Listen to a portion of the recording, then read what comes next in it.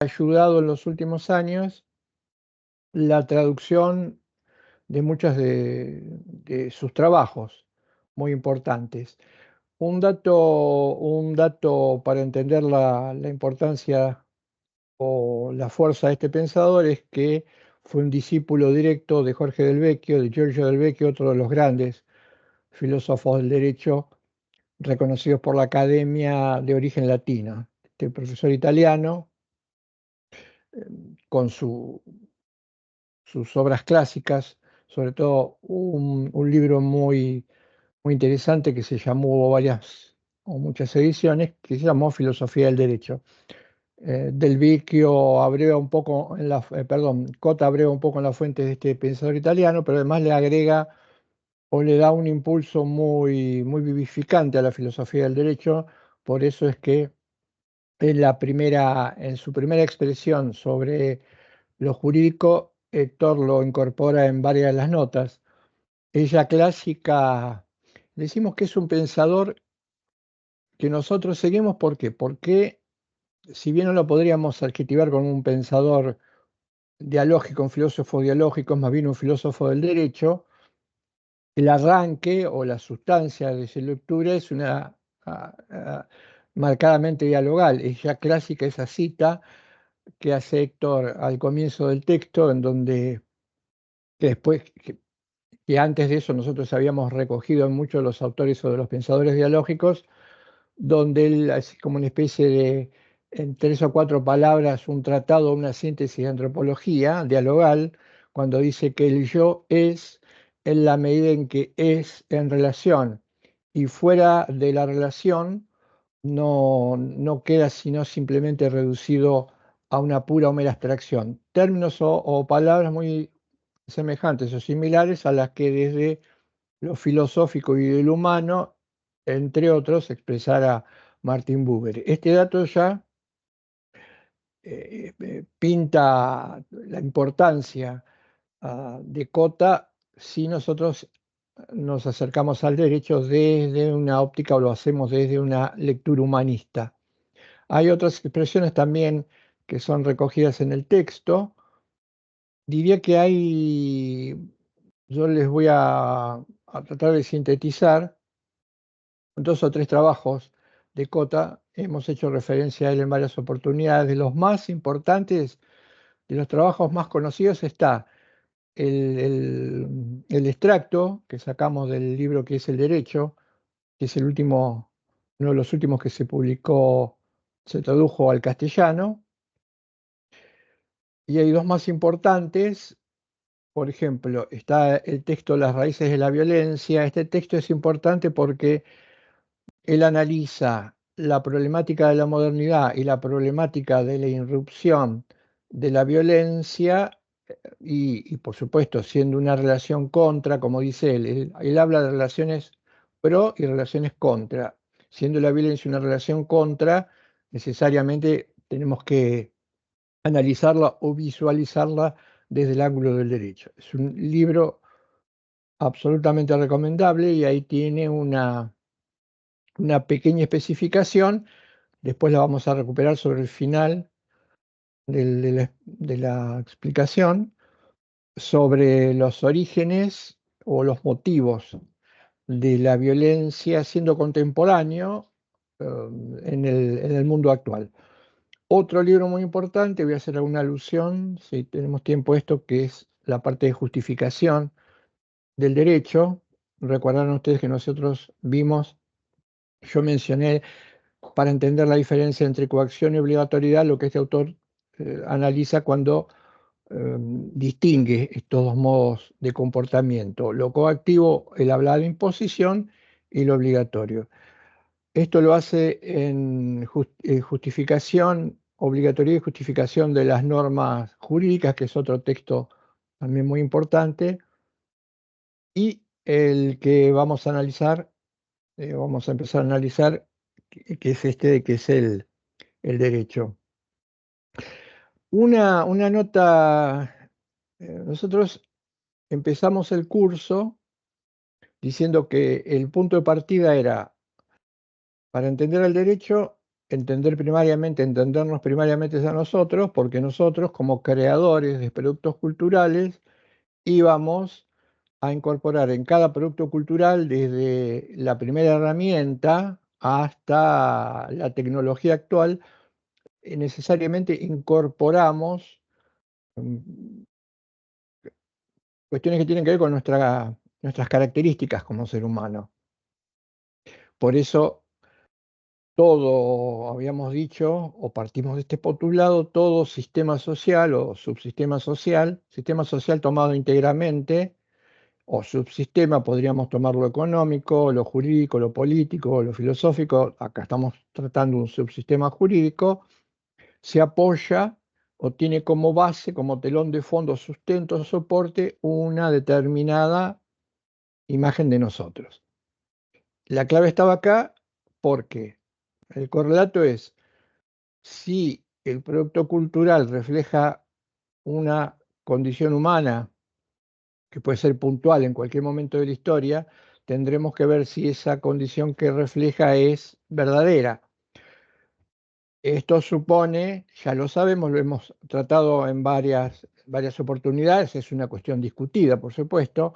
Esto supone poner como eje de cualquier investigación la verdad, afirmar la existencia de la verdad en el mundo de lo político, negada, la existencia de la verdad en el mundo de lo jurídico, negada, la existencia de la verdad en el mundo de la economía, negada. Cuando digo negada es porque aparece una serie de posturas o de lecturas muy, no son un invento de la modernidad para acá, pero están muy en auge en momentos como los actuales, tienen que ver con la ideología, los funcionalismos, la tecnología sin ser humano, a la que hice algún comentario en la clase anterior. Esta, entonces, estas ideas de este autor son importantísimas porque vamos a tratar de cerrar esta explicación. Cota dice algo como punto de partida para que podamos entender este cierre. Él dice: toda filosofía del derecho debe ser una explicación del ser humano desde el derecho. Esto es una novedad en el planteamiento filosófico. Repito, dice él: toda filosofía del derecho debe ser un análisis del ser humano desde el derecho.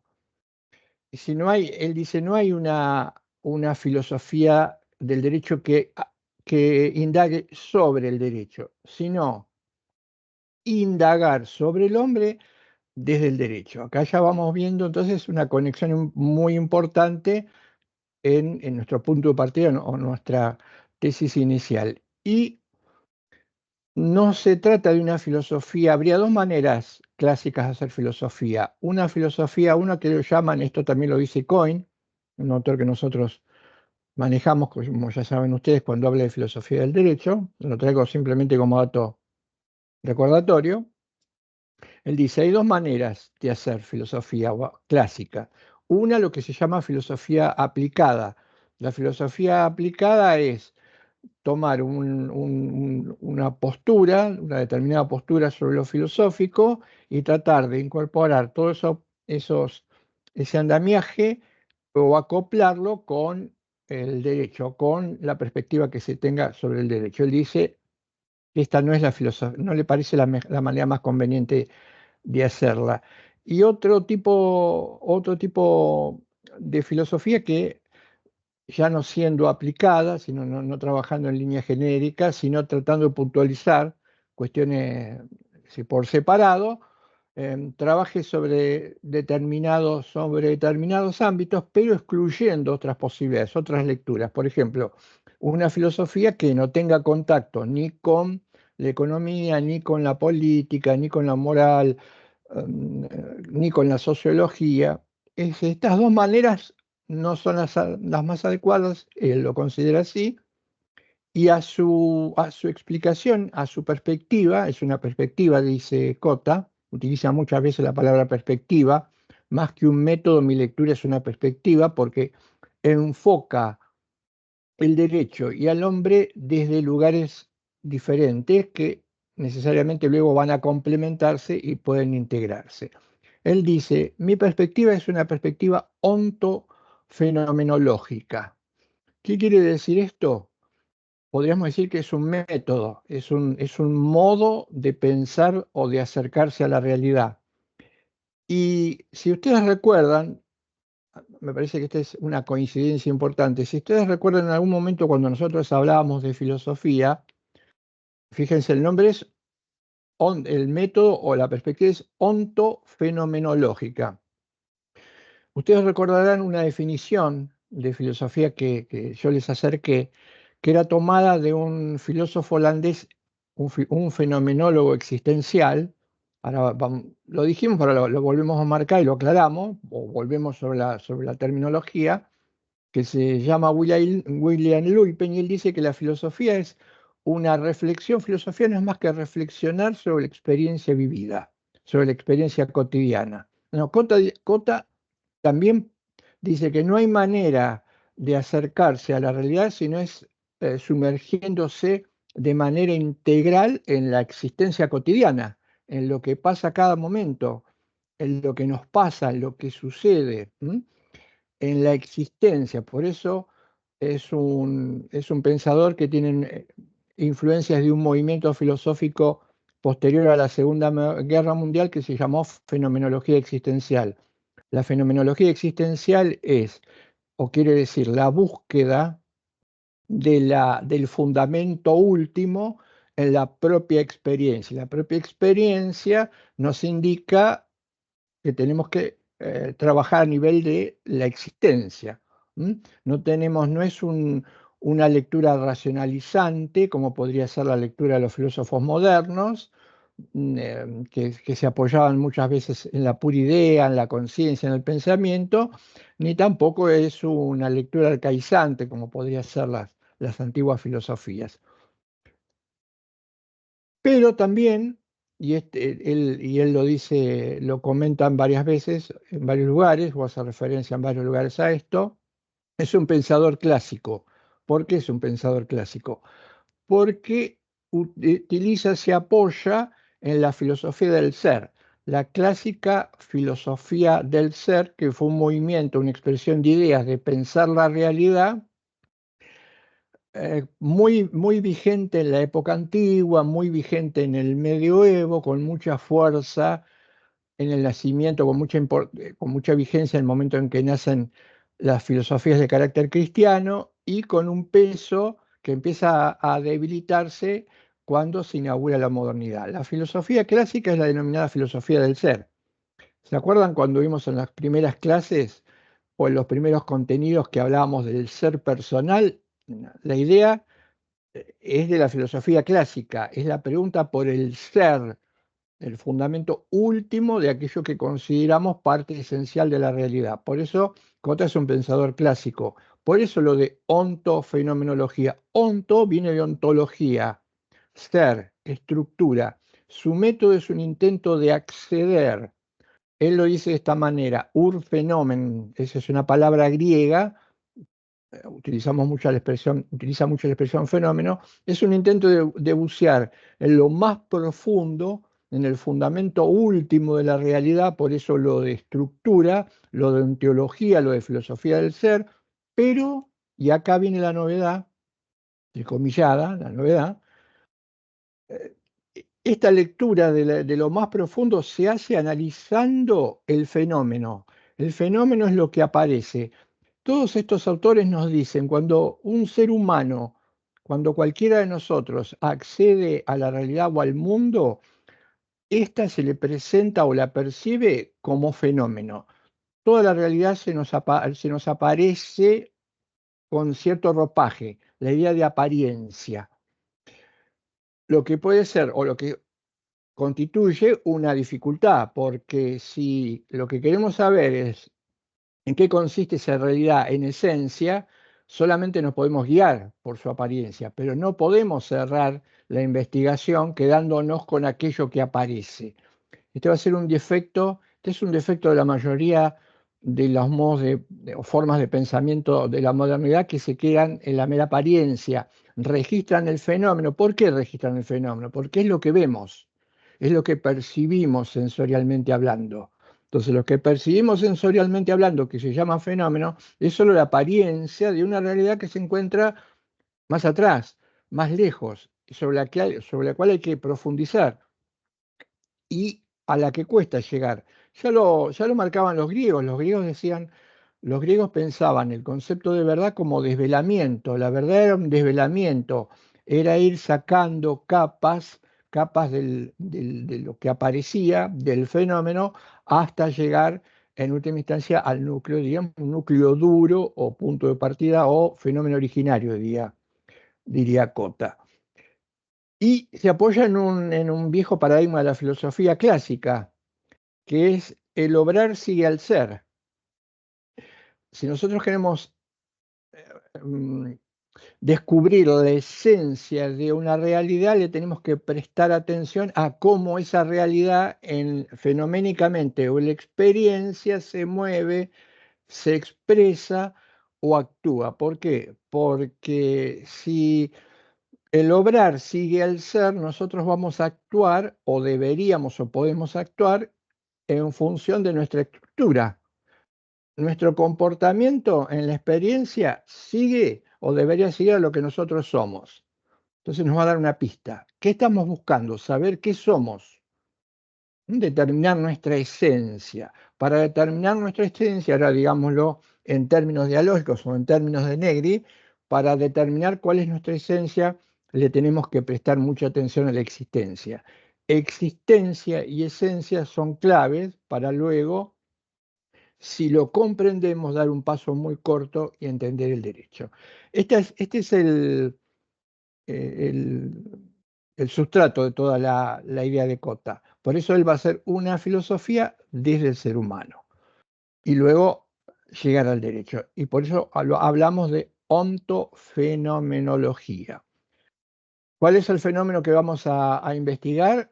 El fenómeno jurídico. Y él dice esto. Ahora vamos a ver como punto de partida y primer parte del texto que hay una interesante, él plantea una muy interesante discusión sobre los diversos significados o alcances del término de la palabra derecho o del derecho en general, para después ahí sí iniciar el camino hacia su último fundamento. Siempre estuvo preocupado por un tema fundamental, Cota, y era este. Si de alguna manera, brevemente, nosotros hicimos algunas referencias cuando hablábamos del derecho. Él dice, lo majestuoso que tiene el derecho es ser un sistema que genera o crea exigencias de comportamiento, lo obligatorio. Ahora dice él, si el derecho tiene algún valor, si el derecho tiene alguna importancia y es fundamental y habrá que probarlo, dice él, para la existencia humana, lo que tenemos que fundamentar o justificar es su obligatoriedad. Casi todo el trabajo de Cota intenta revalidar, revigorizar y poner en el foco del problema lo obligatorio. ¿Por qué? Porque dice, todas las teorías tradicionales, quiero decir, contradiccionales, las hegemónicas, cuando aparecen rompe con una especie de continuum que tenía la historia del derecho a lo largo del tiempo y que nadie ponía en tela de juicio su obligatoriedad porque nadie ponía en tela de juicio la vinculación de lo moral con el derecho. La modernidad hace esto y entonces dice Cota, a partir que generamos una ruptura entre lo moral y el derecho, ya no tenemos manera de justificar la obligatoriedad del derecho. Por eso él dice en un texto, en justificación y obligatoriedad de las normas jurídicas, que las teorías contemporáneas se han dedicado a hablar de la obligatoriedad o del carácter obligatorio del derecho sin justificarlo. Y acá hay un dato también muy importante que vimos y que nos sirve muchísimo porque él dice, estructuralmente, ahora después lo va a volver a contar, estructuralmente el derecho no hay ninguna duda que se presenta como una exigencia de comportamiento, como una prescripción, lo que técnicamente denominamos o él denomina prescripción. Prescripción implica prescribir, ordenar un comportamiento, prohibir un comportamiento o permitir, con las dos posibilidades de hacerlo o no, un comportamiento dado. Ahora, para que esa prescripción, que desde el ángulo del poder sería una orden y desde el ángulo del Estado clásico sería una prescripción sancionatoria, se convierta en una prescripción jurídica, dice él, vamos a tener que demostrar la obligatoriedad. Si tenemos tiempo, muy brevemente, veremos cómo él tiene un mecanismo para justificar la obligatoriedad de las normas, que tiene como último enclave la naturaleza del hombre, que podríamos denominar una justificación funcional.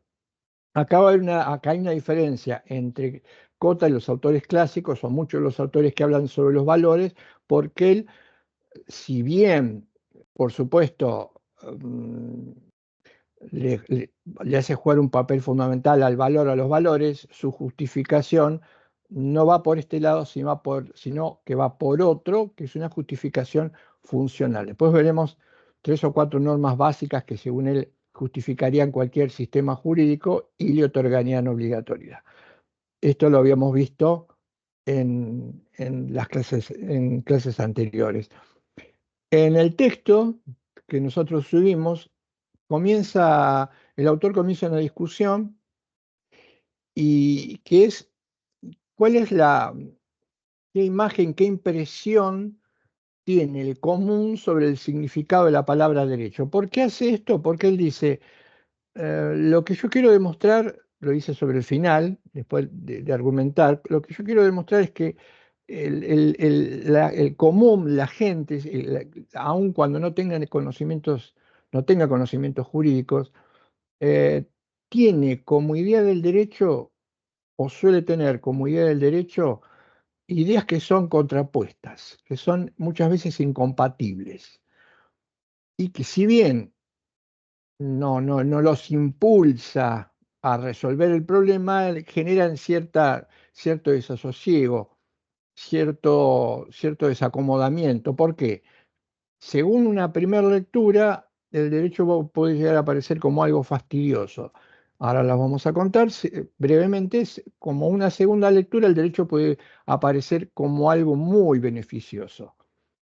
Son, por supuesto, contradictorias, o algo es o muy gravoso o es muy beneficioso. Dice, esto se produce porque los seres humanos actuamos en el derecho, vivimos en el derecho, pero en la mayoría de los casos no nos damos cuenta de esto. ¿Por qué? Porque la actividad jurídica o el fenómeno jurídico tiene que ver o es consustancial al ser humano. Pero esto exige un esfuerzo o una tarea investigativa. Entonces, destinado a resolver esto, él nos explica cuáles son esas dos lecturas y cuál sería el beneficio de no dejarlas pasar, o al menos de contribuir con ciertos datos para que el hombre común, el hombre de la calle, identifique más el derecho con su propia realidad. Una de las preguntas que tiene el texto, intenta responder el texto, es si el derecho tiene alguna, no negamos la existencia del derecho, pero si el derecho tiene alguna relación, algún vínculo con la existencia humana, que esté más allá. Como imagen sería, ¿cómo sería el derecho? Como una foto donde el hombre está por un lado y en una punta hay un cuadro colgado, y entonces es una cosa que está allá a lo lejos, objetiva, pero después no encontramos ninguna relación, o tiene algún vínculo con la existencia humana. Él dice que lo tiene, que usualmente o en esta época no lo conocemos bien, lo intuimos o a veces lo desconocemos, y que precisamente para que el derecho tenga alguna, en última instancia, alguna eficacia sobre nuestra propia realidad, es que tenemos que conocer cuál es esa impronta que en la existencia humana generan las reglas.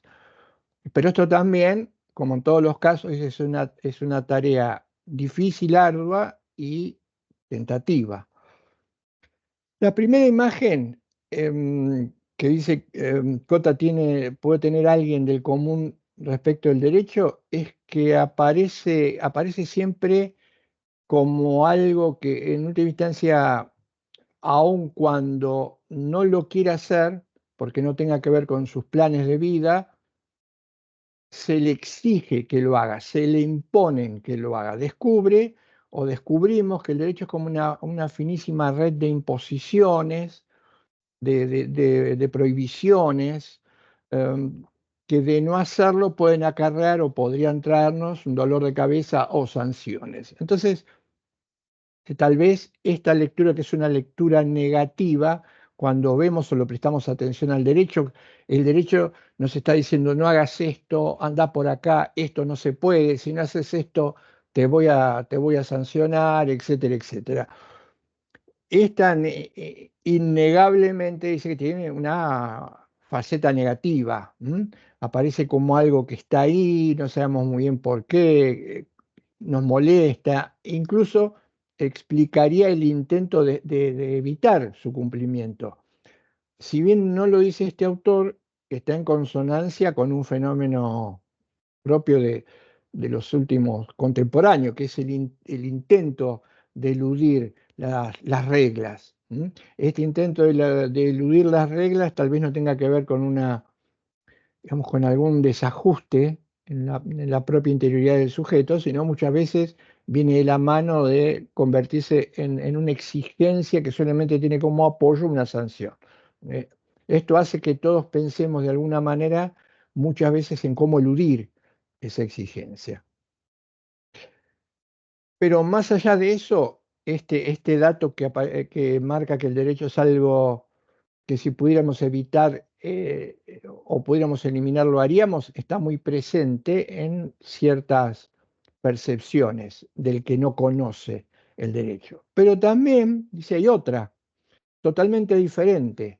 Por ejemplo, ¿quién alguna vez no ha dicho cuando alguna posibilidad se ve cercenada, se expresa, bueno, no tienen derecho a hacerme esto, yo tengo derecho, o dice él, incorpora la palabra justo, eso es injusto, o lo justo sería que a mí me correspondiese. Esta manera de entender el derecho, esta forma de vincularlo con la justicia, esta forma de presentarlo como una potestad que me hace fuerte y me protege ante excesos por parte de terceros, es la faz, dice, es la cara beneficiosa, es la cara de la moneda que al hombre de la calle no rechaza, sino que le atrae. Es lo que nos denominaríamos derecho subjetivo. A la primera, que sería ese conjunto finísimo o esa red de exigencias o de imposiciones, lo llamamos o se suele denominar derecho objetivo. A esta segunda dice Cota, no hay ninguna duda, lo denominaríamos derecho subjetivo. Y así queda planteada, porque estas dos sensaciones están en el común. Y queda planteado el problema, queda planteada la incompatibilidad. El sujeto que puede percibir o que percibe estas dos imágenes no puede resolverlas, no puede integrarlas, no puede romper esa contradicción. Entonces dice el motivo más para preguntarnos o preocuparnos por el derecho. No obstante, se ha intentado salvar esta dicotomía. Algunos han dicho, tal vez el problema esté o sea una cuestión semántica, porque hay algunas lenguas que tienen palabras diferentes para designar el derecho objetivo o para designar el derecho subjetivo. Pero hay algunas que no, que tienen, por ejemplo, en lenguas anglosajonas, no hay dos palabras para designar al derecho subjetivo y el derecho subjetivo. Hay una que englobaría las dos. Entonces, algunos dicen, resolvamos esta cuestión semántica y este, si se quiere, problema en algunas lenguas y la cuestión estará resuelta. Sin embargo, dice Contan, no vamos a disolver el problema. Pero tampoco lo vamos a hacer si, como algunos postulan, si lo que nos genera aquiescencia es el derecho subjetivo, saquemos el derecho objetivo. Muchos plantean, eliminemos el derecho objetivo. Entonces, la dificultad va a desaparecer. Quedémonos con lo provechoso, con lo útil, con lo que nos gusta, con lo que nos sirve y nos valemos de él. Quedémonos con los derechos subjetivos o con la noción de derecho subjetivo como potestad frente a otros. Pero dice, acá hay un problema muy fuerte y que es, no nos damos cuenta que si nosotros tenemos determinada prerrogativa o podemos hacer valer determinado derecho subjetivo, esto está ligado a una regla o a una norma que lo permite o que lo establece. Si a mí no me dejan hablar y yo tengo el derecho subjetivo a expresarme, tengo que darme cuenta, tengo que descubrir que apoyando esto hay una norma que habla de la libertad de expresión.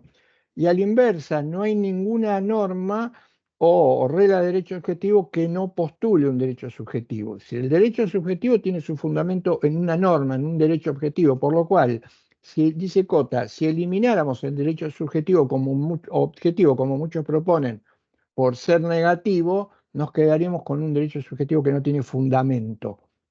Y esto también es muy importante. Hay una trabazón íntima entre el derecho objetivo y el derecho subjetivo.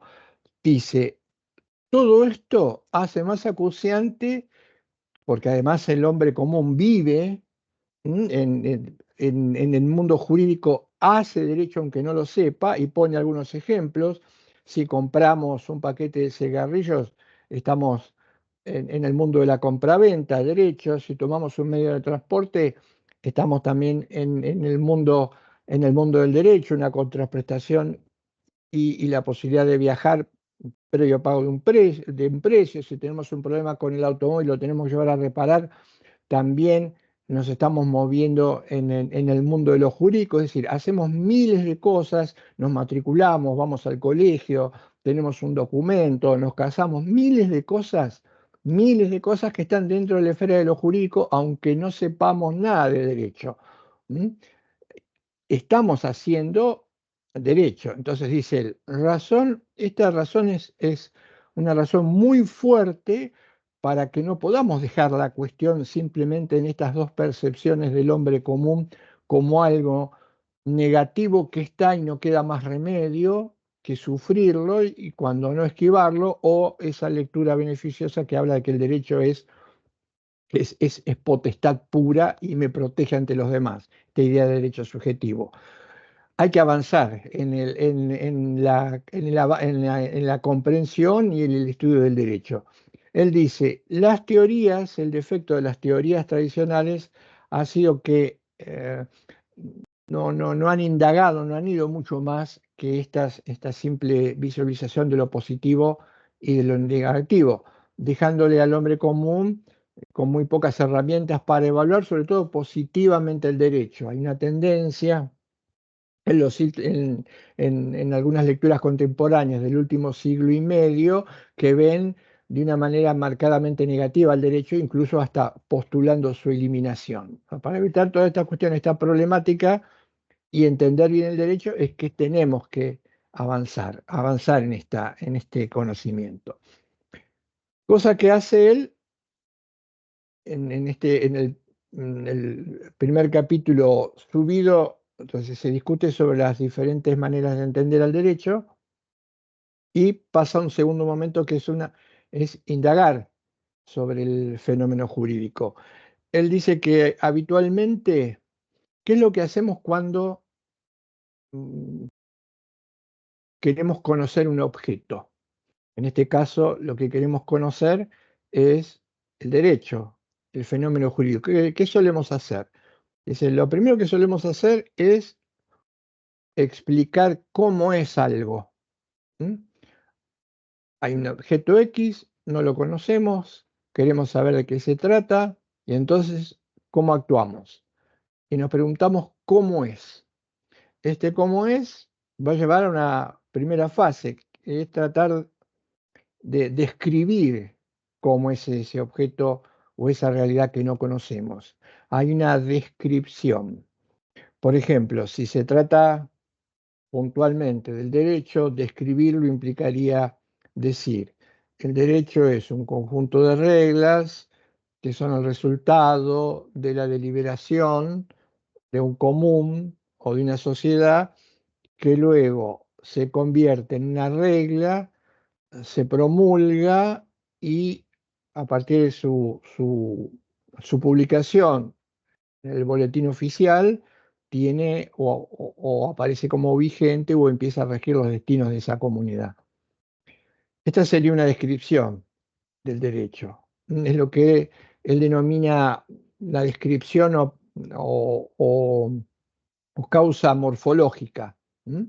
La forma del derecho.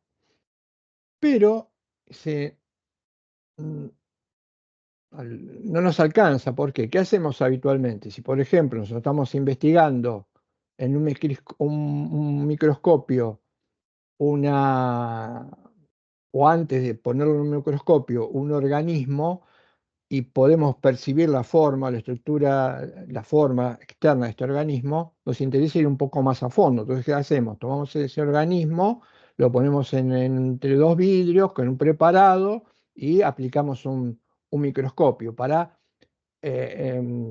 con una imagen aumentada en miles y miles de veces, ir al núcleo de este organismo unicelular. No nos alcanza simplemente con un dibujo, con una descripción externa.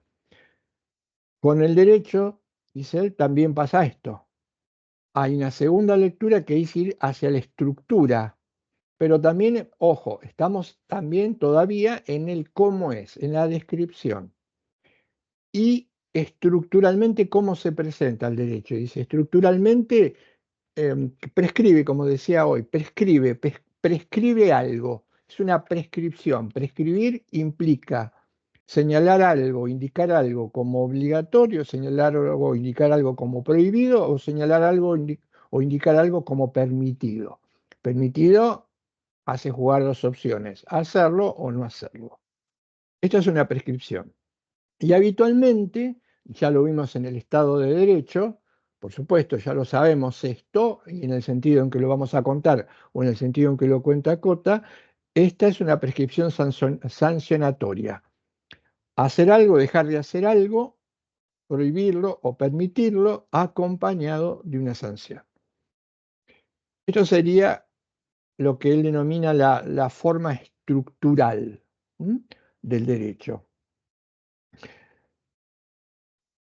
Y se hace la correspondiente pregunta, conociendo la forma morfológica y estructural del derecho, es decir, resultado de esta descripción, ¿ya resolvimos el significado de ese objeto? ¿Conocemos integralmente el objeto o el fenómeno jurídico? Y aquí que, más allá de lo que pueda parecer como obvio no la respuesta, diría que hay que entender un poco esto. Prestemos atención a lo que dice él. Describimos algo como es, desde fuera y desde dentro. Y esto sería propio, la descripción de un fenómeno, de algo que queremos conocer, es propio de qué actividad humana, es propio de la ciencia. La ciencia describe, intenta describir los fenómenos, intenta describir la realidad. Digo, porque que le pongan atención a esto porque hay un parentesco muy fuerte en la conclusión que él va a sacar, ¿no? Y que además es el problema fundamental. Eh, Esto hace la ciencia. Y agrega algo más. Esto muchas veces, ha pasado o pasa desapercibido. ¿Por qué? Porque dice él, si de ciencia se trata y puntualmente de ciencia sobre el conocimiento del derecho, la ciencia del derecho, la ciencia jurídica nunca ha ido, salvo excepciones, más allá de esto. Esto es lo que parecería o no parecería, o es obvio, o no se ve o no se detecta. Y esto es lo que usualmente se hace o se hizo cuando se conoce el derecho. ¿M? Si yo conozco el derecho porque alguien me lo da a conocer, pero el que me lo da a conocer se limita sin saberlo y sin saberlo yo a describirlo exclusivamente en su dimensión externa y estructural, me dejó con la mitad del cuento. Me dejó con un cuento sin final. Lo cortó por la mitad y cerró el libro. Pero dice él, esto es lo que hace la ciencia jurídica, esto es lo que hace la ciencia del derecho, esto es lo que hacen las lecturas contemporáneas sobre el derecho. Se limitan a la descripción morfológica y estructural, al cómo es, pero, pero nos deja sin respuesta, dice él. Una explicación del derecho que solo se limite a esto no es una explicación del derecho, es una descripción y es una descripción a media. Fíjense, esto es completamente real. El problema es que no se percibe. Cohen, cuando habla de ciencia y de filosofía, él dice algo muy importante. Él dice, la ciencia es necesaria en una primera etapa para describir, pero faltaría una segunda etapa, que es lo que hace el pensamiento, la filosofía, o debería intentar hacer sobre aquello que la ciencia nos suministra como descripción de la realidad, que es interpretarla. Falta en punto a ciencia y filosofía un eslabón fundamental, que es interpretar la realidad. ¿Recuerdan el ejemplo o la pregunta que nos podríamos hacer si para saber qué somos alguien nos alcanzara un manual de anatomía humana y entonces nos dijeran, estudiate este manual de anatomía humana y vas a saber lo que sos? A todas luces esto sería una respuesta insatisfactoria. No puedo saber lo que soy sabiendo cómo soy anatómico, estructural o fisiológicamente. Al menos se plantearía una duda. ¿No soy algo más que esto? Es la idea de la interpretación. Cota trae esta idea al ámbito del derecho. O sea, no alcanza con esto. ¿Mm? Eh, ¿Por qué? Porque dice, habría dos lecturas. Muchos dicen, hasta acá llegamos y si quisiéramos preguntarnos por un algo más del derecho, esto sería o tendría que ver con otras disciplinas. Por ejemplo, podríamos indagar sobre el derecho viendo qué respuesta nos da la sociología, pero ya no estaríamos en el derecho. Podríamos indagar sobre el derecho si hay alguna conexión con la ética, pero ya no estaríamos en el derecho. Podríamos ver, estaríamos en otro ámbito, ya no estaríamos dentro del ámbito de lo jurídico, estaríamos en otra disciplina, ética, derecho, economía, etcétera. Si bien, dice él, esta respuesta es interesante porque hoy está muy de moda, así lo dice en el texto, hoy está muy de moda la interdisciplinariedad, es decir, que no podemos acercarnos a un objeto si no lo hacemos al mismo tiempo desde distintos lugares o de distintos enfoques.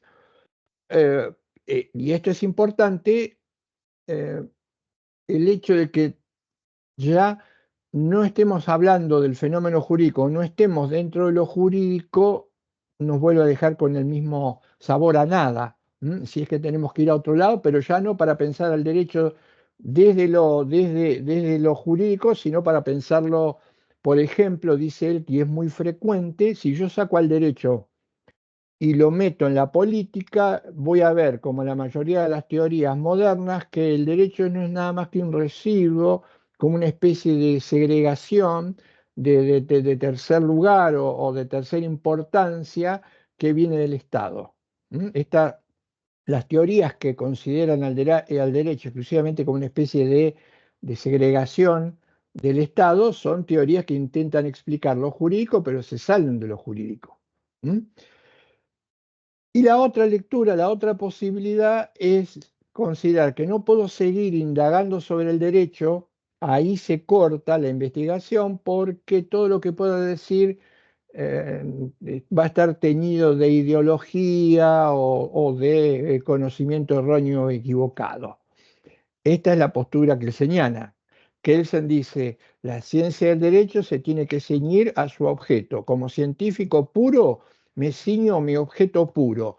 Cualquier cosa que quiera decir o pueda decir más allá de lo que la ciencia me permite expresar sobre el derecho, sería ideología. Esta ya es una postura mucho más extremista, pero también hegemónica, y es la que le corresponde a una lectura como la de Kelsen. Dice Cota, si sabemos esto, tenemos que seguir en la búsqueda. Si sabemos esto, no nos podemos quedar acá. no tenemos nada. Seguimos en el mundo de la apariencia, no nos olvidemos de esto, estamos en el mundo de la apariencia. ¿Mm? Seguimos en el mundo de la apariencia. Tenemos que seguir desvelando ese fenómeno para poder entenderlo. Y aparece una nueva pregunta. Entonces dice él, ya no nos alcanza como el cómo es, sino cambiemos la pregunta y preguntemos por el por qué. Ya va a aparecer una tercera causa. Cota dice, salgamos del cómo es para preguntar por qué es de tal manera. Y surge la tercera causa que él denomina causa final o fin o finalidad del fenómeno. Dice, ¿cuál sería la finalidad de lo jurídico? Preguntémonos por la finalidad para poder acercarnos a entenderlo un poco mejor. Dice, no hay ninguna duda que la mayoría estaría conteste si dijésemos que la finalidad del derecho es la de ser un conjunto de reglas que busca el orden en la sociedad y que éste se mantenga estable. O una manera de organizar el orden o la convivencia que la haga estable. Dice, no habría muchas discusiones sobre esta manera de entender lo que él denomina causa final, esa finalidad del derecho. Pero ahora me estoy acordando para que lo podamos ver, ya que acá ya entramos en el esquema, si podemos compartir pantalla con el esquema de la Sí, clase. dale, ahí lo busco y lo pongo.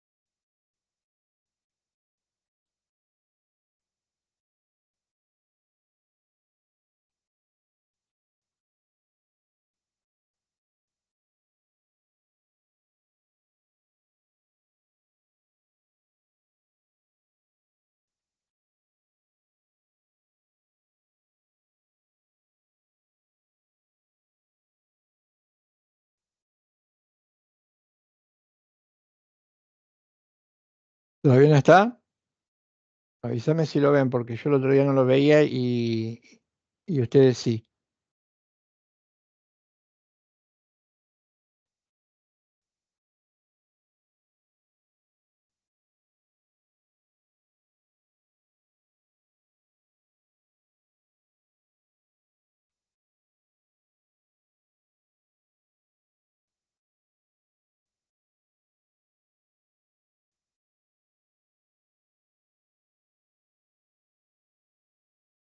¿No?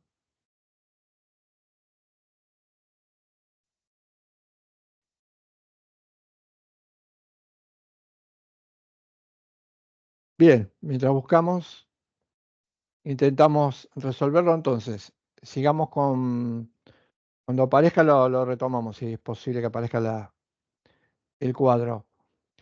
Hablamos entonces de tres causas. Cote incorpora como tercera posibilidad la causa final, que tiene que ver con el fin o la finalidad del derecho. Fíjense, él dice, fijémonos que la finalidad del derecho, lo que sería el fin del derecho, nos permite entender de qué manera actúan o interactúan o se conjuntan o se compatibilizan las dos causas formales o las dos causas externas que son, si esta es la finalidad, entendemos por qué o de qué manera funcionan, que sean un conjunto de reglas externamente y que internamente sean prescripciones que exigen determinados comportamientos.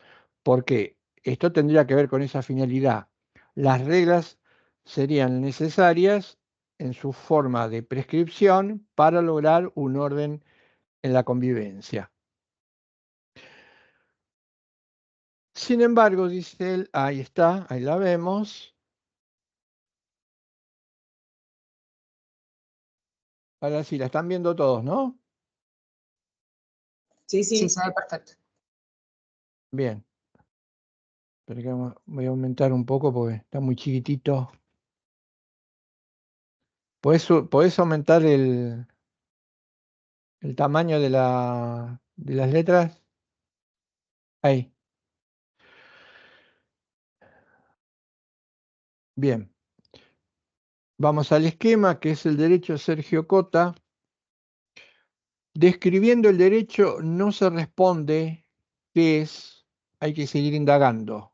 ¿Mm? Venimos de analizar cómo es y estas dos causas, la morfológica y la estructural, en qué consisten. Llegamos a la tercera.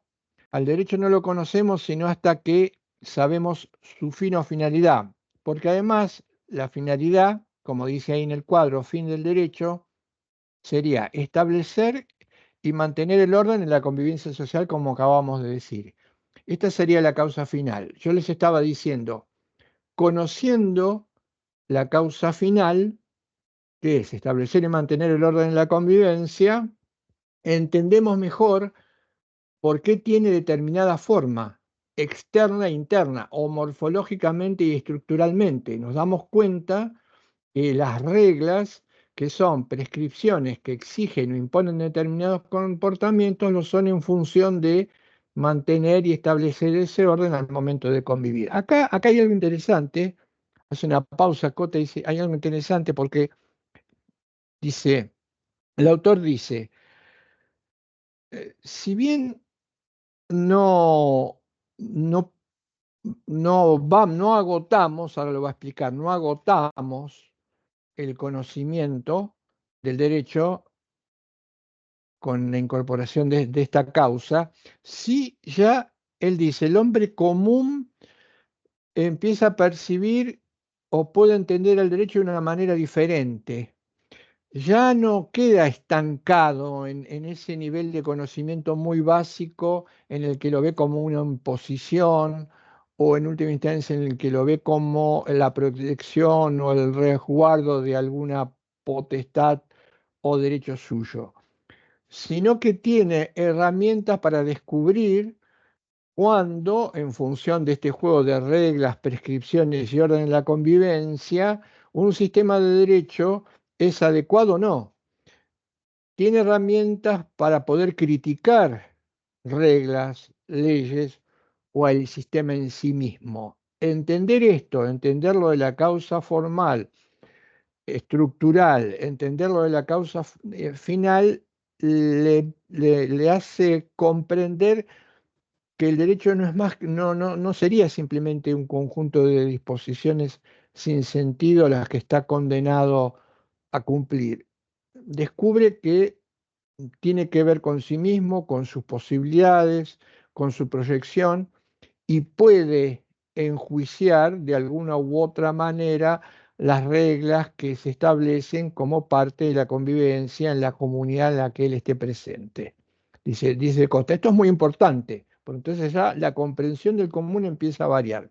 Pero, y esto acá está de alguna manera la originalidad de este autor italiano, él dice, no alcanza, si queremos conocer el verdadero punto de partida del derecho, el fenómeno del derecho en, en su estado primigenio, si no nos preguntamos por o agregamos una causa más. Por eso la causa que él va a agregar es lo que denomina causa originaria. La causa originaria nos va a permitir, en principio, determinar el origen del derecho, pero dice, no el origen, no nos estamos preguntando por el origen de tal ley, de tal contrato, de tal constitución, no nos estamos preguntando por el origen de esto, nos estamos preguntando por el origen del fenómeno jurídico, como dicen en algunas partes, cuyos frutos son las constituciones, las leyes, los tratados. Fíjense que acá hay un dato esencial.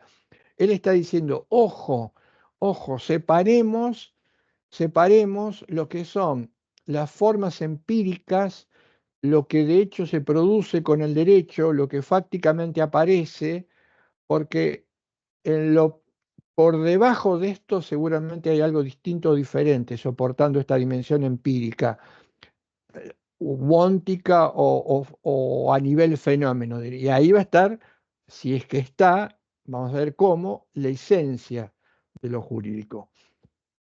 Vamos a la causa originaria. Él pone un ejemplo, eh, la imagen es, la imagen es muy acertada.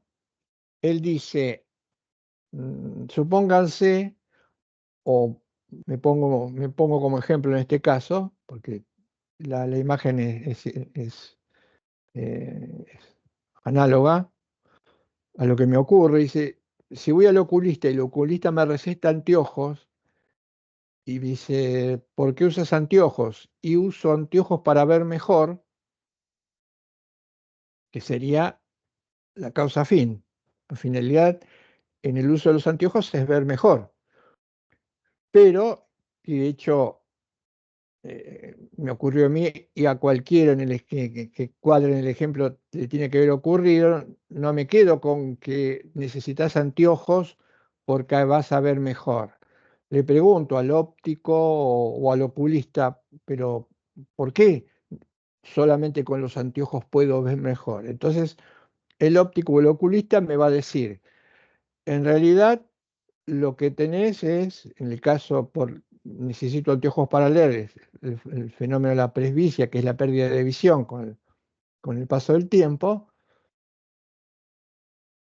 o podría también ser una miopía, que ya es una cuestión hereditaria y es un déficit mucho más fuerte, que también es la disminución casi total de la visión, porque hay un defecto en este caso diríamos congénito, podría ser o hereditario, o congénito en el sentido de que todo ser humano lo va a padecer. Hay un defecto por debajo de esa finalidad que es ver mejor, que es precisamente la miopía o la presbicia. Dice, esta imagen de los anteojos, Cota dice, es análogo a lo que nos pasa con el derecho. ¿Mm? La causa final es, sabemos que el derecho es un conjunto de reglas que establecen y mantienen el orden de la convivencia social. ¿Pero por qué? Porque hay una causa originaria. Esta causa originaria la podemos plantear así, en este comienzo, en la última parte de la explicación de Cota. Él lo dice así, habría, después matiza la idea, ¿no? Habría cierto defecto. Este defecto sería inherente a la condición humana. Tenemos que descubrir este entrecomillado defecto inherente a la condición humana para descubrir, toparnos con el fenómeno jurídico en su esencia. Y por eso dice, ya está trazado el camino para la investigación final y exhaustiva sobre el derecho, que son las cuatro causas: la causa morfológica, la causa estructural, la causa final y la causa originaria. Ahora, prestemos atención, dice él, con estas herramientas iniciaremos el camino final hacia el derecho. Pero, ¿por qué? Dice, si hacemos un corte o si hacemos una investigación eh, a lo largo de toda la historia de la humanidad, y hoy tenemos herramientas para indagar cómo fueron los orígenes de la humanidad, vamos a descubrir algo en punto a esta investigación sobre el derecho. Y que es que el derecho es una manera o una forma de actuar por parte del ser humano que está presente en todas las culturas. Primer dato que aporta Cota, no lo aporta él se apoya en las investigaciones más modernas, en la filología, en la etnografía, etc. En todas las culturas, desde las más primarias hasta las actuales, y a lo largo y a lo ancho del globo terrestre, dice, el derecho está presente. Este dato es esencial, es importantísimo. ¿Por qué? Porque esto estaría indicando que la recurrencia del derecho no se debe a una casualidad o a una recurrencia contingente o a un dato contingente. Tiene que haber algo más, dice él, algo más que explique cómo este fenómeno está presente a lo largo y a lo ancho de toda la historia de la humanidad. Y él dice, y eso que explicaría el derecho, tiene que ser necesariamente un dato íncito en la condición humana. Así lo dice él. Tiene que haber algo íncito que forme parte de nuestra condición, de nuestra estructura, de nuestra ontología, que puede explicar, fundamentar y justificar la presencia del derecho en cualquier cultura. Este es el punto del arranque de la argumentación final. Debemos descubrirlo. Fíjense cómo acá está haciendo lo que nosotros marcamos como postulado en nuestro punto de partida. Descubrir si hay una imagen del hombre, si hay lo que llamamos una condición humana o naturaleza humana. Si la llegamos a descubrir, esto hablaría de la verdad sobre lo que somos los seres humanos. Pero además, crucial, porque esta imagen del hombre que tal vez, dice él, vamos a poder detectar analizando los fenómenos jurídicos, eh, es la que nos va a permitir criticar cualquier expresión que tenga que ver con lo jurídico de ahí en adelante. Lo hemos hecho, hemos criticado el fenómeno jurídico de alguna u otra manera. El problema es saber si esa crítica o esa elaboración del fenómeno jurídico ha sido acorde o no con la imagen del hombre que el propio derecho o que del propio derecho podemos descubrir o deducir. Prestemos atención a esto. Estamos a un paso de descubrir cuál es nuestra naturaleza o condición humana.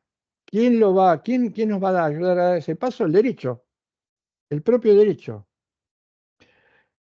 La herramienta es valiosísima porque vamos a poder criticar el derecho a lo largo de toda la historia de la humanidad y además como herramienta el punto de partida para cualquier elaboración que consideramos tenga que ver con lo jurídico. Y ahí ya lo sabemos, pero ahora esto se va a reforzar y se van a cerrar las distintas vías de investigación. Ya lo sabemos que hemos criticado, hemos cuestionado al derecho. También sabemos que el derecho muchas veces aparece, y más aún hoy en día, como insuficiente para resolver estas cuestiones. Tal vez acá estemos cerca de descubrir esa clave, de descubrir que precisamente los problemas del derecho positivo, diría yo, para no ser técnicamente desprolijo, los problemas del derecho positivo tienen que ver con que la imagen del hombre sobre la que se ha construido, sobre todo en los últimos 3 o 4 siglos, es una imagen completamente incorrecta. Metámonos entonces en esta última etapa, dice él. Para esto, dice él, vamos a tomar o tomemos 4 instituciones o 4 fenómenos jurídicos presentes en todas las culturas para iniciar la investigación, para ver qué nos dice el derecho de nuestra condición humana.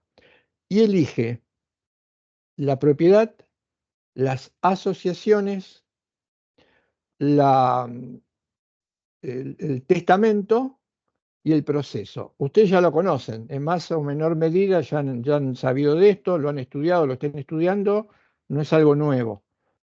Repito cuáles son las 4 instituciones jurídicas que él analiza, presente en todas las culturas. Propiedad, asociaciones, testamento y proceso. Un breve apunte, dice él, un breve apunte sobre cada una de ellas. La primera, la propiedad. La propiedad puede ser propiedad pública, propiedad privada, indica que necesitamos, o surge, o tiene que ver con que necesitamos un título o algo que valide la tenencia de cosas o de objetos, porque sabemos la simple posesión no acredita, entre comillas, derecho alguno. Esto sería la propiedad. Cualquiera de sus formas, ¿m? Pública, privada, propiedad a secas. Asociaciones. Las asociaciones pueden ser también de diferente tipo, económica, política, y es la suma o la acumulación de voluntades en la búsqueda de un objetivo común. Asociaciones, fundaciones, sindicatos, lo que fuere. Testamento. El testamento tiene que ver con la posibilidad de que muerto el causante se mantenga o siga su voluntad a lo largo del tiempo, ya sea porque ha dejado algo escrito, como es la sucesión, sucesiones, en realidad el término sucesión, no, sucesión testamentaria, o si no hay testamento, eh, conforme lo que la propia legislación o el propio derecho establezca. Pero el objetivo de la sucesión es el mantenimiento de la voluntad del causante. Y el tercero, el proceso. El proceso es un mecanismo que permite resolver conflictos y estos conflictos se los hace o se resuelve a partir de un tercero, que es el juez. Veamos entonces ya nuevamente en el cuadro, origen del modo de vida jurídico. Él habla de modo de vida jurídico, habla de fenómeno jurídico, habla de actividad jurídica, cuyo fruto, por eso lo separé bien, son ordenamientos, constituciones y leyes. Veamos, según nuestra lectura, siguiendo a Negri, el derecho es diálogo, no su formalización. Fíjense que acá está la formalización. El diálogo, cuyo fruto son ordenamientos, constituciones y leyes, que es la formalización, es lo empírico, él también lo dice. ¿Mm? Partimos de una reflexión sobre hechos jurídicos de la experiencia cotidiana, presente en todas las culturas. Propiedad no alcanza con la mera posesión, asociación es fin común, voluntad de perseguirla, sucesión, la permanencia de la voluntad de una persona luego de su muerte, proceso, resolver litigios. ¿Qué va a hacer, qué va a hacer con estas instituciones? Él dice, vamos a tratar de ver qué lección sobre el hombre nos dejan estas instituciones, qué rasgos del hombre podemos extraer de estas instituciones. Como dice ahí, debajo de ese significado, el que marqué recién, se pueden rastrear aspectos de la existencia humana. Y él dice, van a aparecer tres aspectos fundamentales, que son la seguridad, o que necesitamos seguridad, la ayuda, que necesitamos ayuda, y permanencia o duración. Estos tres rasgos se van a obtener de estas cuatro figuras. Por ejemplo, seguridad. La propiedad. ¿Qué significa que la propiedad nos da seguridad? Y la propiedad nos da seguridad, dice Cota, porque fija, como dije hoy, certeza sobre la validez que yo tengo o el título que yo tengo sobre un objeto si tal vez hay un tercero que quiera apropiarse de ese objeto. Si no tuviese ese título que avala mi posesión, que podría ser fraudulenta, estaría o estaríamos en una sociedad como la actual, marcadamente inseguros, con el riesgo de perder esa posesión por cualquier medio. Entonces, con la propiedad pública, privada, comunitaria, individual, no importa, dice él, no importa, lo que tratamos es de darnos seguridad, certeza. Por ejemplo, en el caso, certeza de la titularidad de ese objeto que un tercero me reclama. Seguridad en el caso de la sucesión. ¿Por qué? ¿Qué seguridad nos da la sucesión? Y si nosotros sabemos que a partir, tenemos una tarea a la que hemos dedicado toda nuestra vida y sabemos que a partir de nuestra muerte probablemente esta tarea pueda perdurar en la memoria de alguien, pero desaparecer, y queremos que siga, entonces necesitamos tener certeza. Esta certeza puede venir de la mano de labrar un testamento en donde le exijo a las personas, a las que designo como herederos, que continúen, por ejemplo, con una labor benéfica que yo realicé. En este caso, eh, tengo certeza de que mi trabajo, no mi persona, sino mi trabajo volcado en una tarea benéfica, no se diluya o desaparezca para siempre. Vamos a la segunda necesidad, que es la necesidad de ayuda. ¿De dónde surge esta necesidad de ayuda? Por ejemplo, en el proceso. Dice, necesitamos de un proceso porque en ese proceso están controvertidos derechos. Necesitamos que un tercero imparcial que está facultado para resolverlo nos ayude. Incluso podría ayudarnos también un tercero si lo viéramos en la figura de un testigo. ¿Mm? El proceso, la existencia del proceso nos ayuda. Las asociaciones, acá se ven de manera mucho más clara. El ser humano descubre que la mayoría de los objetivos que quiere o busca o persigue a gran escala no puede conseguirlo si no es asociándose con otros. Hay miles y miles de asociaciones en el mundo de hoy. ¿Por qué? Porque sabemos que necesitamos la ayuda o la colaboración de otros, de los demás, para alcanzar ese objetivo. Por eso formamos asociaciones de diferente tipo. Por eso recurrimos al proceso. Por eso necesitamos la ayuda del albacea si no tenemos herederos o si no hemos labrado un testamento. ¿Mm? Por eso necesitamos la ayuda de un registro de la propiedad para que convalide mi derecho sobre ese objeto. Seguridad, ayuda, duración. ¿Mm?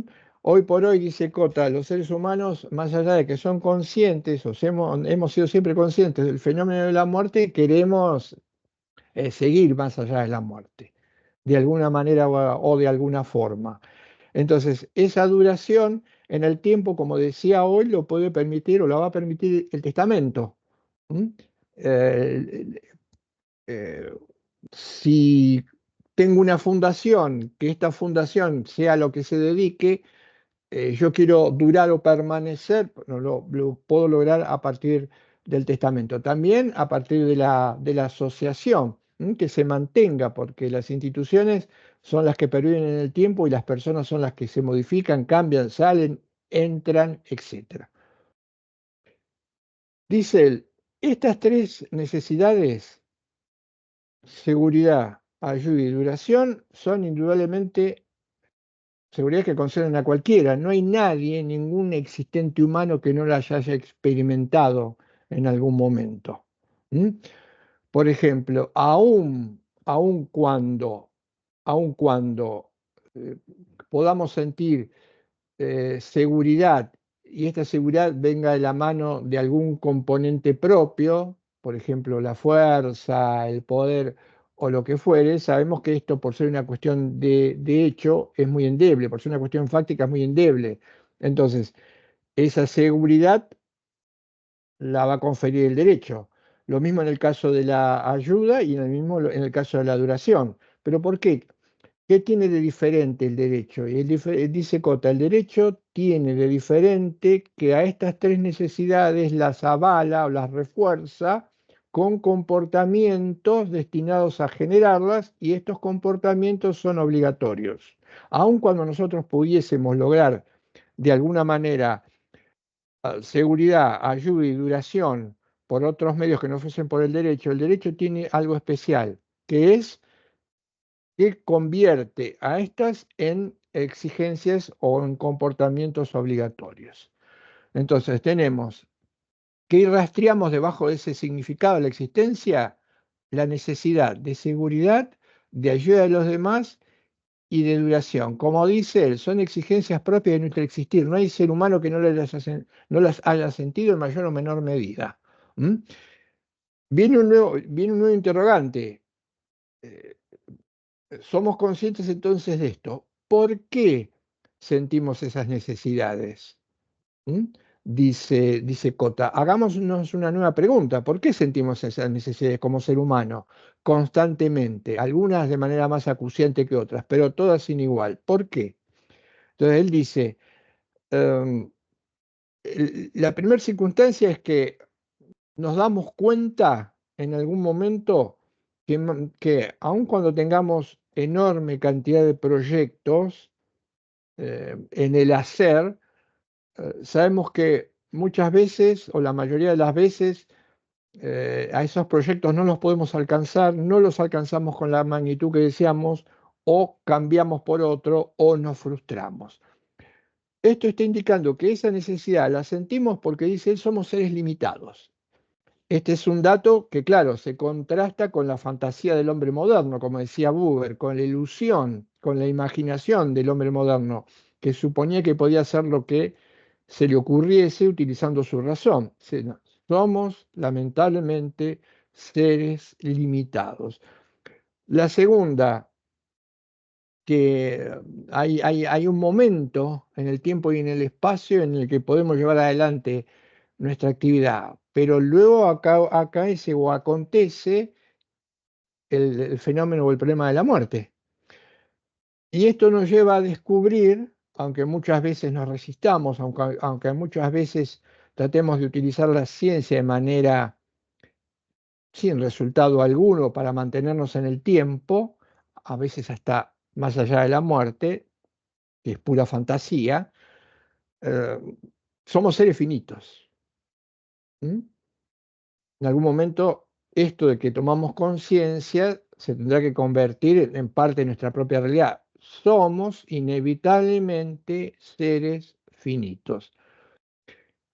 Y un dato muy importante y último, por qué sentimos estas necesidades, es que más allá de lo que nos han intentado contar los relatos modernos, el individualismo, la ideología del individualismo, la egología, de suponer que el ser humano es el punto, la medida, como decían los griegos, el centro y la medida de todas las cosas, y el subjetivismo y el individualismo moderno nos indicara que somos seres para nosotros mismos, que construimos nuestro propio destino y no necesitamos de los demás, esto se choca con la presencia de los otros.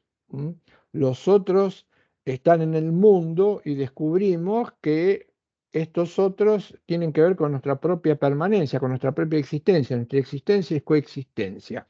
Hay algo que no vamos a poder eliminar de nuestra realidad, cualquiera sea la perspectiva que adoptemos, que hay otros en el mundo y por ende que somos seres en relación. Tercer dato que dice, explica Cota, hace que sintamos estas necesidades, es un dato estructural. Somos seres en relación. Existir es coexistir. Existir es estar yo en el mundo con otros. ¿Por qué sentimos esas necesidades? Somos seres limitados, somos seres finitos, somos inseguros, ¿m?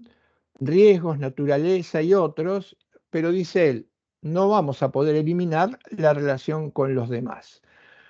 La potencia o la fuerza del derecho, como lo dije hoy abajo en la flecha, el derecho establece obligatoriedad de determinados comportamientos tendientes a satisfacerla. Esto es lo que tiene importante el derecho, más allá de nuestra voluntad, más allá del poder, más allá de la fuerza, más allá de lo que sea, no alcanzan estas variables para conseguir o satisfacer estas tres necesidades.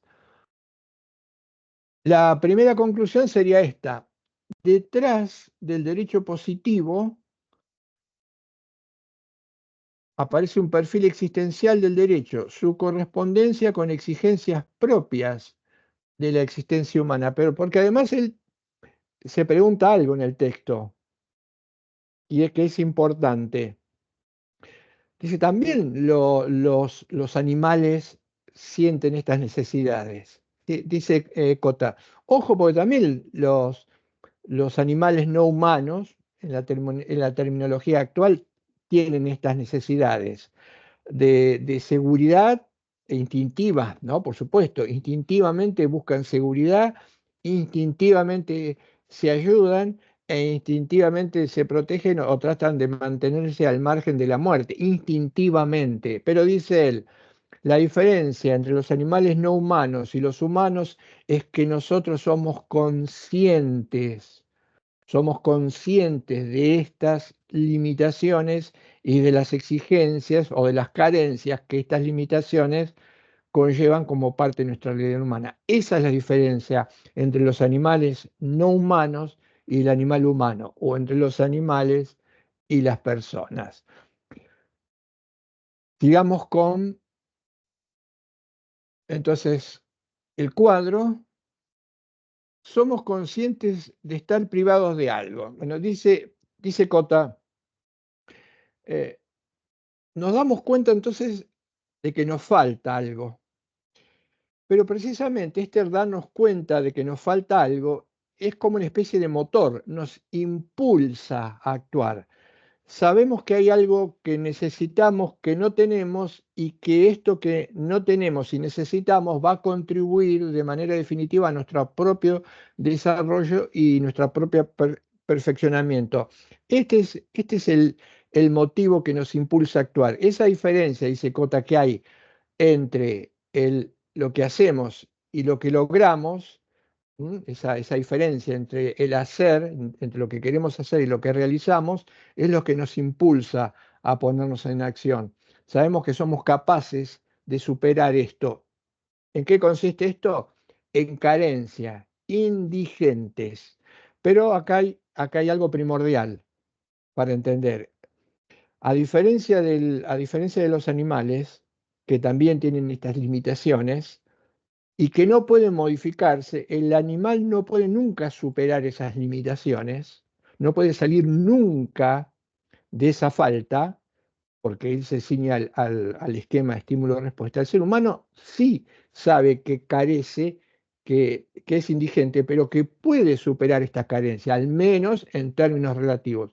Él sabe que sí puede lograr conseguir aquello que le falta para su perfeccionamiento como tal. Y sabemos fundamentalmente que aquello que nos falta para perfeccionarnos como tal, porque esto ya nos lo enseñaron los autores dialógicos, son los otros. Entonces, somos conscientes de estar privados de algo, por eso somos imperfectos, de necesitar al otro, indigencia, para ser plenamente nosotros mismos. Y ahí aparece lo que yo les decía, la expresión dialógica cuando habla del hombre Cota y dice el yo es en la medida en que es en relación, y fuera de la relación solo queda reducido a una mera abstracción o a una inanidad, a nada. El yo es en la medida en que es en relación. Somos en la medida en que somos conscientes de que necesitamos la presencia del otro. Acá hay una reminiscencia de la lectura kantiana de Kant, ¿no? De que somos conscientes que necesitamos del otro, de la necesidad del otro hacia nosotros mismos y esa, por supuesto, reciprocidad. El yo es en la medida en que es en relación. Fuera de esta no es más que una abstracción. Esto lo dice el título, es otra de las obras traducidas al español de Cota, Itinerarios Humanos del Derecho.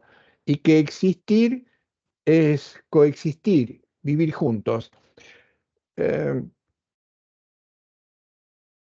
una vez que hace este análisis, Cota extrae una primera conclusión. Él dice, eh, ayudados por el derecho, hemos descubierto algunas características que son propias de la condición humana. Él dice, eh, no sé si todas, pero algunas, dice, sí son marcadamente rasgos de nuestra condición humana. Forman parte de nuestra naturaleza, de nuestra naturaleza humana. A ver si ahí está, bajamos entonces el cuadro. Contraste entre capacidad de pensar, capacidad de realización. Subjetivismo, el yo es la medida de todas las cosas en el origen de la individualidad y tanto consciente como inconsciente. Porque él lo plantea de esta manera. Estos datos son entonces datos de la condición humana, de nuestra condición humana. Los repasamos, fundamentalmente repasamos el que hace a la condición dialogal. Somos seres necesitados, necesitados de ayuda. Esta necesidad de ayuda de los otros nos viene de nuestra conciencia de nuestra imperfección y limitación, pero además conscientes de que lo que no tenemos, nuestra indigencia, se completa para desarrollarnos con la presencia de los otros. Este es el dato fundamental, o uno de los datos fundamentales, yo diría el fundamental, que explica nuestra condición humana, nuestra estructura dialogal. Ahora bien, si lo confrontamos con la realidad, si lo confrontamos con la era moderna, indudablemente esta naturaleza o condición humana se ha visto desconocida. ¿Por qué? Él dice, la modernidad es la era del subjetivismo. La era del subjetivismo implica la entronización. Entronización implica poner en el punto más importante de la jerarquía a un ser humano que no tiene lazos con nadie, con la realidad, ha cortado, acuérdense de la crítica que hicimos en su momento, ha cortado con la trascendencia y considera a los demás exclusivamente en una condición consecutiva, nunca como algo primordial o fundamental. Por eso, de hecho, de la modernidad para acá se ha acentuado la objetivación o la cosificación del ser humano. Y que además se hace a sí mismo. La creencia, el punto neurálgico del subjetivismo como atmósfera moderna es que los seres humanos nos hacemos a nosotros mismos. Por lo tanto, desconocemos, hay un desconocimiento en la práctica de un dato estructural nuestro, que es la indigencia y la necesidad de los otros. Incluso, hasta diría, la conciencia se niega a una realidad que dice Cota, es apoyado, es avalada por distintas disciplinas, sobre todo por y la psicología de lo profundo, que es la siguiente. Nuestra conciencia, para ser conciencia, para tener conciencia, necesita primariamente del choque, de la colisión con algo que está antes que nuestra conciencia, que todavía no se formó, que es la conciencia de otro. Este es el dato, este es un dato de la psicología más moderna y profunda. Nuestra conciencia es una conciencia de acogida, pero se forma, tiene contenidos, tiene componentes cuando ha habido previamente a su formación una conciencia del tú. Este dato también es esencial. Y por supuesto, se contradice completamente con el imaginario de la edad moderna. Fíjense, todo toda la historia de la modernidad hasta nuestros días ha sido el intento de construir, de formatear en el ser humano una manera de ser que no es la que se corresponde con su estructura ontológica. Estamos constantemente, porque esto hay que hacerlo, rehacerlo, utilizar todos los medios disponibles, en intento de formatear nuestra subjetividad. ¿Qué implica formatear nuestra subjetividad? Formatear nuestra subjetividad implica hacernos ver que esto no está, o que no podamos ver esto, o que lo que únicamente podamos ver es al otro exclusivamente como limitante, como enemigo. Todo esto es el resultado o un intento de formateo de la cultura contemporánea para hacernos eh, aparecer como algo que no somos. Y el éxito, entrecomillado, el éxito de la situación planetaria que pone en crisis la noción de ser humano tiene que ver con el desconocimiento de esto, con la disimulación de esto, con el oscurecimiento de esta lectura, que ya incluso diría excede el ámbito del derecho. Esta lectura ontológica y estructural del ser humano es aplicable a cualquier dimensión, excede incluso con mucho el ámbito del derecho. Pero quedémonos entonces en el ámbito del derecho y sigamos con la reflexión de Cota. Dice Cota, entonces, nuestra condición humana nos indica el camino a seguir, nuestra estructura, una vez que somos conscientes de ello. Pero, dice él, pero lamentablemente el ser humano no suele estar a la altura de las circunstancias. ¿Qué nos quiere decir? Por alguna razón que va a explicar, hay, y por eso nos dice no estamos a la altura de las circunstancias, muchísimas veces contradicimos nuestra propia estructura y convertimos al otro en un obstáculo, en un enemigo y en definitiva en algo que necesariamente no necesitamos para crecer, sino al que al contrario, como en la famosa, como en los famosos lemas de la libertad. Necesitamos que el otro no esté para que mi libertad sea creciente.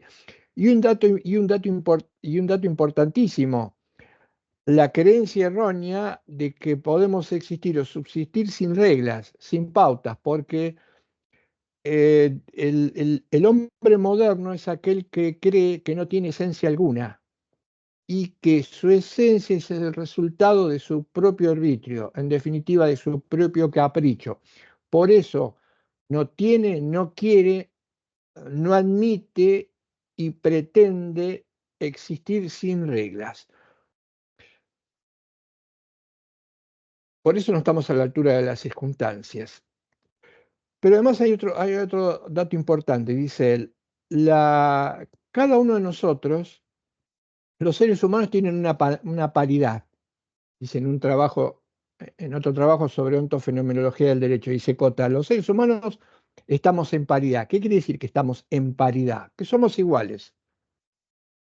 Sin embargo, siendo pares y siendo iguales, una nota importante es las diferencias que tenemos los unos con los otros. Por eso somos seres singulares. Por eso desde la perspectiva dialogal hemos dicho siempre que los seres humanos tienen una singularidad que los hace ser únicos e irrepetibles y seres personales. Pero esa singularidad, y acá está la paradoja, pero que en realidad más que paradoja es como algo que se sostiene, que son como extremos opuestos que se sostienen. Dice, existe esta paradoja, que la singularidad de los sujetos es lo que permite el encuentro. ¿Mm? La necesidad de los otros, porque tienen, y no sabemos quién, cómo, en qué momento, ni cuándo, hasta que no lo conocemos profundamente, algo que nosotros no tenemos. Pero esta singularidad, dice, es también la que explica el desencuentro. Fíjense, aparece como una paradoja. La singularidad que permite el encuentro también es la singularidad que explica el desencuentro. ¿Por qué? Y porque más allá de ser iguales, más allá de ser paritarios, más allá de tener esta estructura, y por eso somos singulares, dice Cota, cada persona tiene un sentido propio o diferente de lo que es la necesidad, y cada persona tiene o puede tener un sentido propio y diferente de lo que es su perfección. Esto ya de por sí explica no solo el encuentro, sino que explica el desencuentro. Vamos al cuadro. Contraste entre capacidad de pensar, capacidad de realización. El yo es la medida de todas las cosas, subjetivismo, origen de la individualidad, tanto consciente como inconsciente. Imperfección, habla de la infinita red de relaciones. Los otros, lejos de ser obstáculos, son aquellos a los que cada uno de nosotros debe su propia construcción, que es lo que dijimos recién. Los otros, lejos de ser obstáculos, son aquellos a los que cada uno de nosotros debe su propia construcción. Indigencia viene de indigere, de tener necesidad, por ser imperfecto. Acá está lo que dije hoy de la conciencia. Nuestra conciencia es una conciencia receptiva acogedora. El objeto de la conciencia es previo a la misma. Vuelvo al ejemplo. Hoy a nosotros tener conciencia nos parece algo natural, no, nos parece algo que tiene que ver como con una semilla, que a una flor le salgan pétalos de determinado color, a nosotros nos aparece la conciencia automáticamente. No, la conciencia que hoy tenemos, que siempre es conciencia de algo, es el resultado de cuando no estaba todavía, hubo una conciencia enfrente que le empezó que le empezó a dar contenido. Por eso hablamos los dialógicos de conciencia y acogida. La conciencia de acogida implica la recepción del otro. Relación y cooperación. No es fácil de realizar en el día a día. La cooperación, la apertura al otro, el abrirse al otro, que viene marcado por nuestra condición dialogal, por nuestra estructura, no es fácil de realizar en el día a día. Por eso dice que no estamos usualmente a la altura de las circunstancias. Acá está lo que dije recién. Hay una posibilidad objetiva de no coincidir. Vuelvo a remarcar esto. Vuelvo a remarcar esto. Porque podríamos pensar desde el sentir común. Si todo que nos llevemos bien o mal va a depender de la voluntad que cada uno de nosotras ponga, ¿no? Dice Cota. No, no, no, no tiene nada que ver con la voluntad. Es más, aún cuando tengamos toda la voluntad del mundo para coincidir, abrirnos y cooperar, la realidad puede demostrar que este encuentro no se produzca o que de haberse producido luego venga el desencuentro. Está más lejos de nuestra voluntad, de la voluntad de fastidiar a los otros. Aún con la mejor voluntad del mundo, el desencuentro se puede producir y de hecho se produce. Hay una oscilación entre el abrirse y el cerrar. Entonces, eh, con esto nos ayudamos con Quant. Sabemos que estructuralmente, ontológicamente, tenemos que abrirnos a los otros. Pero sabemos también que ónticamente, fenoménicamente, la experiencia doble yo, dice Buber, Quant, apertura y cierre, nos cerramos sobre el otro. Esta conciencia implica que hace que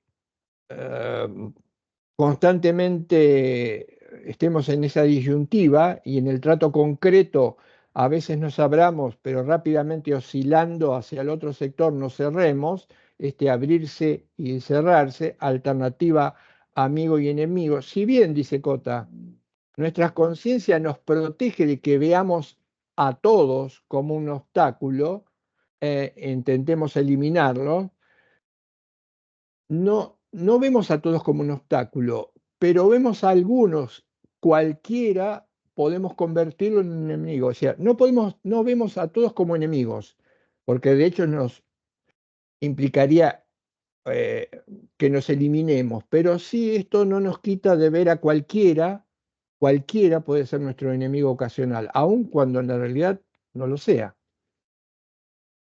Esta oscilación entre el abrirse y el cerrarse. em, Nos damos cuenta que si no generamos una garantía que nos permita abrirnos y que esto prime sobre el cerrarnos, la existencia humana sería, o la vida humana sería inviable. Prestemos atención a esto. Sabemos que necesitamos abrirnos hacia los otros, pero nos damos cuenta también que el cierre es inevitable. Acá estaría el defecto entrecomillado del que hablaba Cota al comienzo de la argumentación. Acá está el problema. ¿M? Pero el problema viene por nuestra condición finita, ilimitada y nuestra imperfección. Entonces, acá es donde él dice, el derecho va a aparecer como garantía. ¿Garantía de qué? Garantía de que esa alternativa de abrirnos que convierte al otro en amigo, no lo destruye inmediatamente y lo convierte en un enemigo. Pero sin esta garantía, por eso recurrimos a las reglas. Necesitamos de reglas. Las reglas nos permiten confiar. ¿Confiar en qué? Confiar en el otro, al menos en términos relativos, porque nos da seguridad. Sabemos que podemos confiar, que podemos abrirnos al otro a partir del respeto, porque hay una regla que promueve este comportamiento y hay una regla que trata de limitar e impedir el comportamiento contrario. La pregunta sería, invirtiendo la argumentación que está cerrando ya, este es el cierre, la pregunta, invirtiendo la argumentación, sería, ¿qué pasaría si estas reglas no existiesen? Si estas reglas no existiesen, o en la medida en que estas reglas no existan, o haya quien dice que no deben existir y que lo mejor es para el ser humano, el culmen de su desarrollo es la ausencia de regla, es precisamente todo lo contrario. Es la conversión del mundo en el conflicto, la conversión de todos de amigo a enemigo. Es la ley del mal fuerte, es la ley de sálvese el que quiera y es la ley de ir contra nuestra propia estructura ontológica. Esto es, si se quiere, parte o explica la atmósfera que vivimos en el mundo, en el planeta, en el siglo XXI.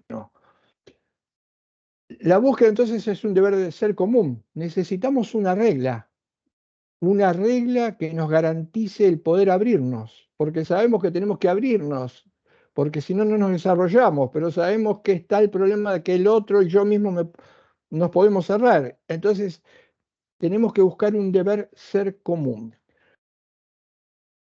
El derecho dice, hunde sus raíces. Esto es parte de la contratapa de ¿qué es el derecho? El derecho hunde sus raíces en la naturaleza humana. Fíjense, acá estamos cerrando el argumento.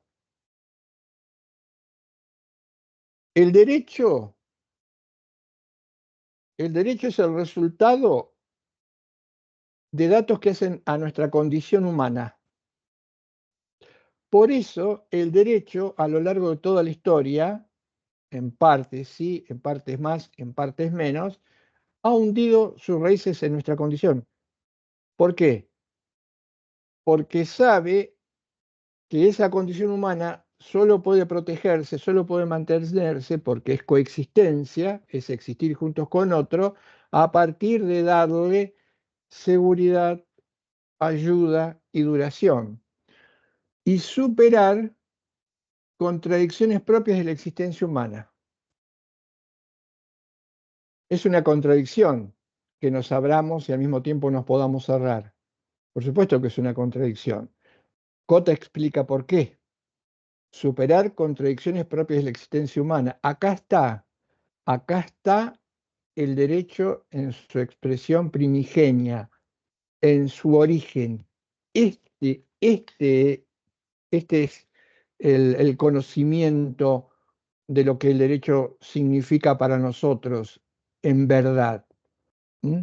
Están lejísimos de ese entender el derecho las propuestas o las teorías contemporáneas, lejísimos, equivocadas y erróneas. Y algo más, para ir cerrando esta a mi juicio, fantástica argumentación de Cota sobre lo que es el derecho. ¿Mm? Muy difícil de controvertir, porque estos fenómenos jurídicos han existido a lo largo de toda la historia. Muy difícil de controvertir, porque un análisis fenomenológico y de la experiencia y un buceo en nosotros mismos nos hace coincidir con estos rasgos o datos que Cota marca. Y muy difícil o prácticamente imposible de contradecir en punto a las dificultades, a las carencias de la ciencia jurídica y la explicación del derecho tradicional, que se agotan simplemente en describir en cómo es algo que habría que preguntarse por qué de esta manera. Um, un criterio que yo creo que de acá en más habría que adoptar como herramienta conceptual, valiosísima, para dos momentos. Una, para la creación del derecho. Esto, de esto no se puede prescindir el día que tengamos que crear derecho. Y de esto no se puede prescindir el día que tenemos que criticar al derecho. Claro, claro, munido de esta herramienta conceptual, si nos tomamos el trabajo de retroceder e ir un poco hacia atrás en la historia, ir un poco hacia atrás en la historia, no más de 3 o 4 siglos descubrimos el porqué, el porqué de todas las dificultades que como sociedad, si se quiere planetaria, hoy tenemos, porque el derecho que tenemos se ha construido desconociendo esta condición dialogal, desconociendo estos datos que hacen a la estructura del hombre. Y la praxis lo confirma. La praxis los confirma. La falta de respuesta del derecho en la actualidad para enorme cantidad de problemas tiene que ver con este enfoque, ¿m? Que analizamos en su momento cuando vimos las diferentes antropologías. Entonces, no solo nos va a servir como crítica para descubrir lo equivocado, sino espero, en aquellas generaciones que se están formando, intuimos con una mejor lectura del derecho, como esta de Cota, aunque es cierto, yo sé que hay muchas dificultades, porque uno tiene que nadar, una por un lado, con el formateo tradicional, que nos dice la coacción, que desconoce el rasgo de lo humano, que se maneja con categorías del siglo XVIII y XIX, que nos vienen de un lado. Por otro, esta lectura, que no es que Cota inventó algo, él está recuperando algo que fue de siempre, y que en algún momento se desdibujó, pero la tarea nunca es nada, en un quehacer de la vida nunca es fácil. Entonces, recuperar esta idea del derecho, como dije, para elaborarlo y como dije, para criticarlo. El día en que las reformas al derecho, que son constantes y caen siempre en saco vacío, se toman el trabajo de empezar por donde deberían empezar, que es analizar cuál es la condición humana, probablemente las respuestas que le demos y que le estamos dando a todos los problemas sociales y de convivencia hoy no sigan siendo erróneas, sino tengan cierto dejo de posibilidad de modificar. Esto es entonces la que me parece a mí genial y lucidísimo cierre de la explicación de por qué el derecho es diálogo, o por qué el diálogo no puede pensarse sin el derecho, de este autor italiano Sergio Cota. En la clase que viene vamos a cerrar entonces última clase del curso con contenidos. Tenemos que pensar esto, y antes de la evaluación, esto para pensar este